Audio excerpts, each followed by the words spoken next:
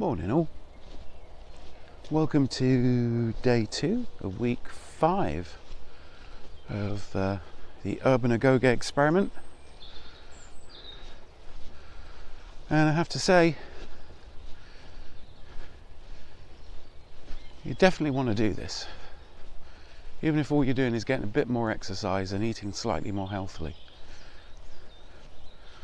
But the real rewards come in when you get like a lot of exercise, you know, comparatively, and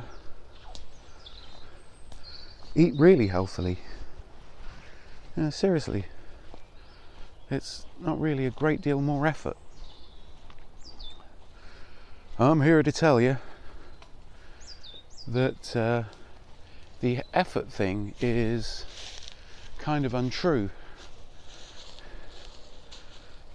Once you start,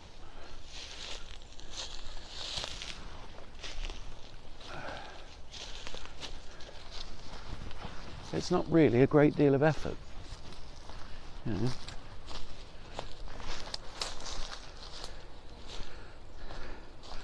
I know that we sort of like look at our lives and go, oh right, when you're old, you're going to be old. It's like, well, yeah, you're going to be old, but there's no need to be decrepit just because you are old. There's no need to have a really miserable,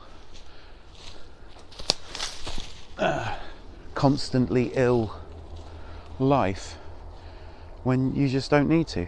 I mean, there was I can't remember what episode it was, but, and I keep mentioning him, but I'm kind of fascinated by the Joe Rogan show. But he was talking about, with a nutritionalist and a sort of like a life coach, about why you might do this and how people want to look after themselves. Not necessarily to look good. I mean, 90% of a person's attractiveness of their like long-term attractiveness is in who they are. If you're around, you can be around someone that's attractive but very negative, and that will eventually affect you, and start, making you negative or depressed. I mean, negativity does come from depression, but it is interesting.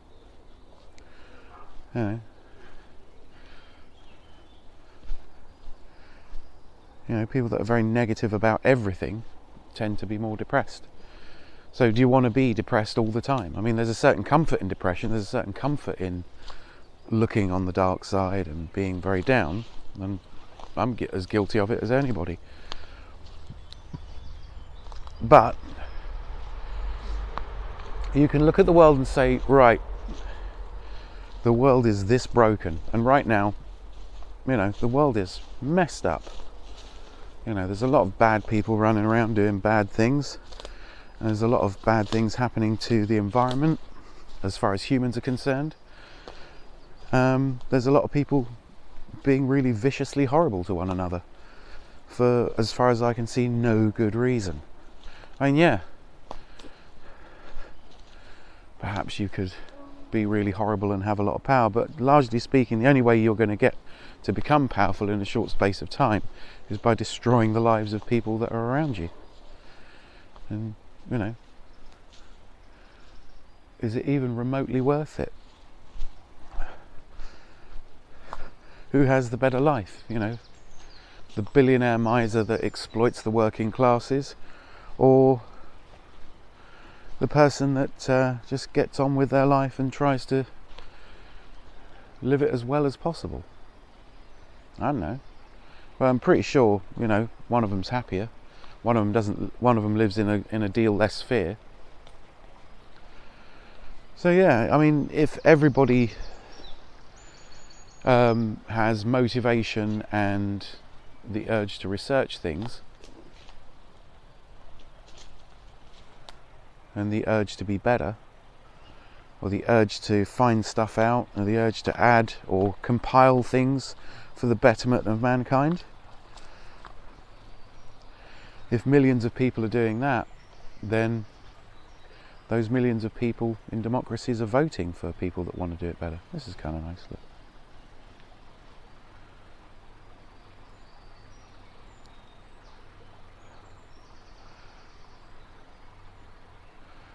Yeah. So nobody's happy all the time.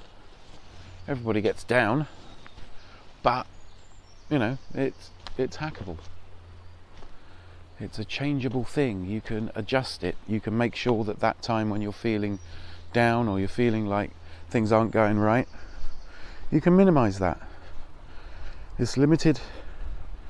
You know, when you're feeling absolutely depressed, it's usually kind of limited to a few days. I mean, there are people who suffer from clinical depression. And yeah, you can take pills. But most people stop being depressed when they decide to stop being depressed. Most people, when they eat better, get better exercise, can't remain depressed for too long. You know, everybody does bad things, everybody has bad things done to them. You know, there's a very good chance this might be it. Do you want to live your whole life being pissed off about stuff and thinking that the world is, you know, a terrible place? Arguably it is. People's ability to be horrific to one another have increased in the last couple of 100 years. Yeah. Mostly they use religion or money. But it's very interesting that there is a maximum amount of money where people can achieve happiness. And that's where, you know, they can afford to live a reasonable life in their estimation. You know. Then after that, once you get past, I think they did a measurement of per person $60,000 in America or something like that, where you could afford a house and somewhere to live, and you worked in a job, you could afford to look after children, and happiness kind of peaks there. I mean, you can be happier with lots more money, but the actual, generally speaking, the people that are actually happy for the majority of the time aren't billionaires. And it's part of a big lie. And one of the things they teach you on your road to being a billionaire is they try and encourage you not to care about individual people that much. Not to take responsibility. To call on market forces. You know.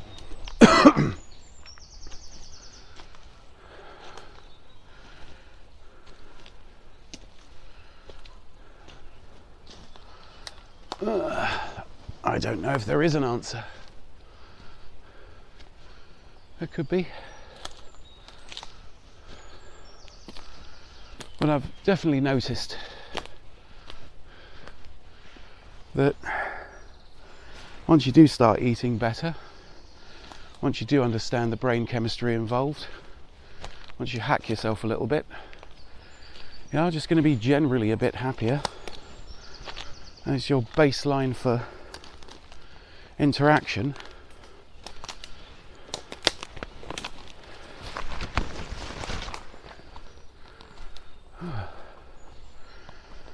Is improved. So why wouldn't you want to be more into doing stuff? Why wouldn't you want to be more capable? I don't understand why people don't. But there again, I was one of those people up until quite recently.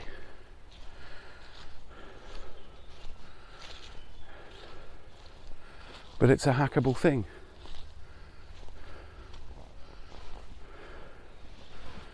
It's a capability we all have, just to resist inertia. Now, this is why you get people who've been dealt a pretty crappy hand in life. Sometimes have got more determination to do things that mean something to them. There's a really amazing speech given by Peter Dinklage about, you know, absolute determination and you know, grit and dealing with stuff.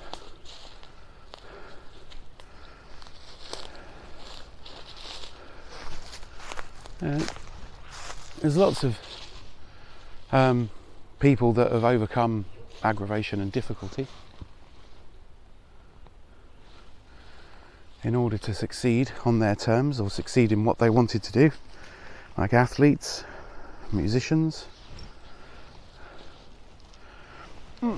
business people occasionally, although mostly the people that do make a lot of money, for the most part, they have inherited that money. There's a few people who manage to punch through and create something that's absolutely unique. I definitely cite the founders of Apple, you know, but there again, they still came from a middle class family with opportunities.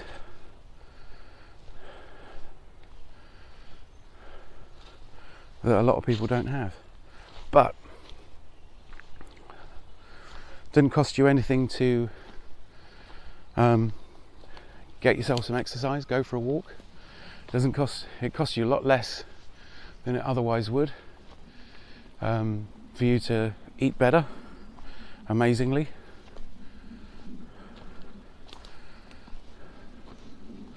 And it doesn't cost you anything, well, it doesn't cost you anything to know the stuff. I mean, if you live in the West and you've got access to the internet, which I get is a privilege, but maybe if there are enough people that are motivated and happier and want to do some cool shit, maybe that's going to increase. Maybe the developing parts of the world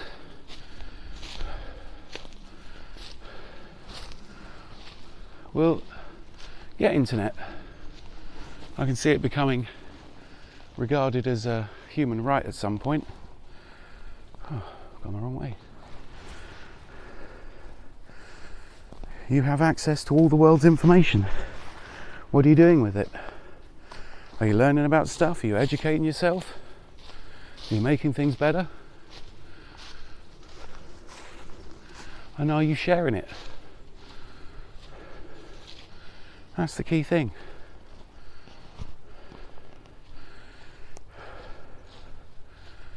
So here's a challenge for today. I want everybody to try and learn something new. Learn one new thing. Learn about something. Watch a YouTube biography. Go to Biographics and learn about someone interesting. You know, that's a bit of a climb. So yeah, you know, take advantage of, you know, if you're watching this, you have the advantage of being connected to the internet, which is an advantage that's not universal. So why not? Go for it. Don't throw it away. Don't get depressed. Don't sit there eating biscuit after biscuit. You know, actually learn something. Make yourself a cup of coffee and watch an interesting documentary.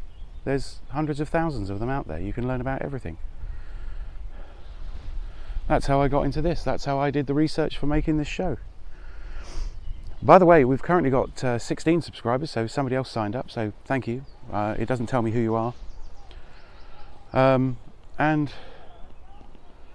a hell of a lot of added views, so thank you very much. I mean, I haven't even begun to advertise this yet, but if you know someone that could do with this information, you know someone that could do with a bit of exercise to be better nourished, then, you know, let them know. Share this. You know, if you're just watching this because you just know me, if you think it has any value at all, share it with someone. Get them on board. As it's always the case, you know, if the more people watch it, the more people will gain access to it, the more people will find it. So, you know, I'm nagging you a little bit, and I'm sorry, but watch the video to the end. Like it, subscribe, hit the notification button, send it in a link. And, you know, part of the heroism that I'm talking about, you know, hero training, is helping people. If all you've got to do to help someone and pull them out of a bit of depression or give them the tools to fix their life is to send someone a link in an email or a link in a text, then do it. Why aren't you helping out? you know, it's all down to that. We can help each other. We can pool this information. We can create a system that's very easy to learn, that we can explain properly, which a lot of self-help books don't really. You know, that's why I'm doing videos. That's why I'm not writing a book that's just another compilation of all the self-help stuff.